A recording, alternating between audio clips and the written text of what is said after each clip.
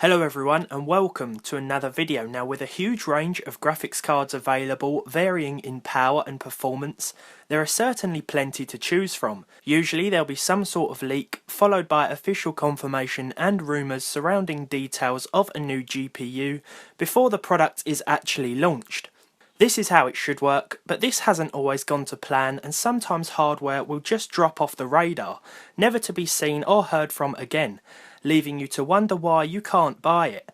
Or sometimes it will get past that stage and some will release before being immediately pulled from manufacture, which usually then makes the few that got out very rare and mostly unobtainable. And today we're going to be talking about a few of these graphics cards. So let's get into it and start off with the EVGA GTX 680 WIN Gemini. Now, NVIDIA 680 was a powerful card that even today is capable of great 1080p performance, and as with all great graphics cards, third-party companies are always trying to make their version the best, or most appealing, as opposed to the reference offering. Two companies who took this to the extreme were EVGA and Asus, who had packed two 680s into a single card that offered 4GB of VRAM and would have required three 8-pin connectors to run. It was also clocked higher than the 690. More shockingly, due to its sheer size, it would have covered the width of 4 PCIe motherboard slots, so it's no wonder that this and the Asus version were never released. Next up, it's the MSI 780 Ti Lightning. MSI's Lightning range of cards have always been popular, and therefore there was some anticipation around this version of the 780 Ti. It featured 2,880 CUDA cores, 3GB of VRAM, and was clocked at 1,750 MHz. But there was a problem. NVIDIA didn't want MSI increasing the voltage specification, and therefore MSI didn't release the card to the masses, as it would fail to live up to the Lightning spec enthusiasts had come to know. They did, however, release 12 of these cards to reviewers and overclockers, so if you have one, hold on to it. Now for something slightly older from ATI, the Radeon HD 2900 XTX.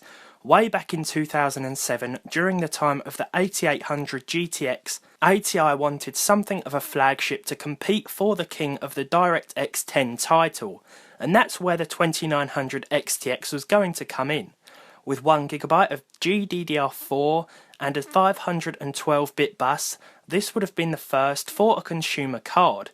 It was also 3 inches longer than the XT at 12 inches or 1 foot, and despite these three prototypes, due to the extra memory cost and the card's bulky footprint, it never saw light of day.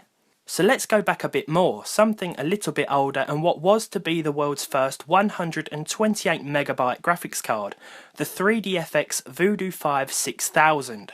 Targeted for an early millennium release date, the Voodoo 5 6000 was powered by four 166MHz processors, each with 32MB of VRAM.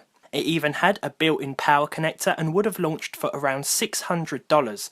At the time, NVIDIA were readying their GeForce 3 card, and whilst 3DFX gave no specific release date themselves, the Voodoo was eventually cancelled. This was a blow to the 3DFX enthusiasts, especially considering that benchmarks showed that it outperformed the fastest cards at the time, the GeForce 2 and Radeon 7500. In fact, it even performed better than the soon-to-be GeForce 3 in some tests. Now, some test cards were actually released and made it to reviewers, and there are also a few forums whereby owners discuss their experience, ownership and rarity of this prototype.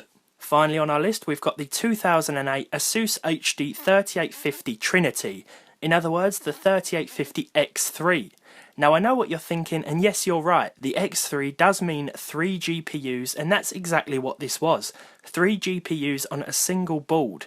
With the clever use of heat pipes and water cooling, as well as heat-sinked memory, this thing was an absolute beast and weighed in at 1.5 kilos, around 3.2 pounds. Surprisingly, it only required one 8-pin connector and featured 512MB per GPU, 320 stream shader cores, and a 668MHz clock speed. It was also way longer than most motherboards and would have likely been very inconvenient, which is why it was just an engineering example of what could have been done. What a beast it would have been though, and it would be very interesting to test something like that out today to see how it would compare to everything else. So there we have it, graphics cards that you'll never be able to buy, unless you're extremely lucky or already have one. I know this has been a bit different, but I found this whole concept interesting after I stumbled across a few articles yesterday whilst researching something else. I hope you guys enjoyed it as well. Let me know if you did down below, and of course leave a like or dislike on the video, subscribe to the channel if you haven't already, and of course if you have had any experience with rare hardware like this, then let me know down below. Hopefully I'll see all of you in the next one.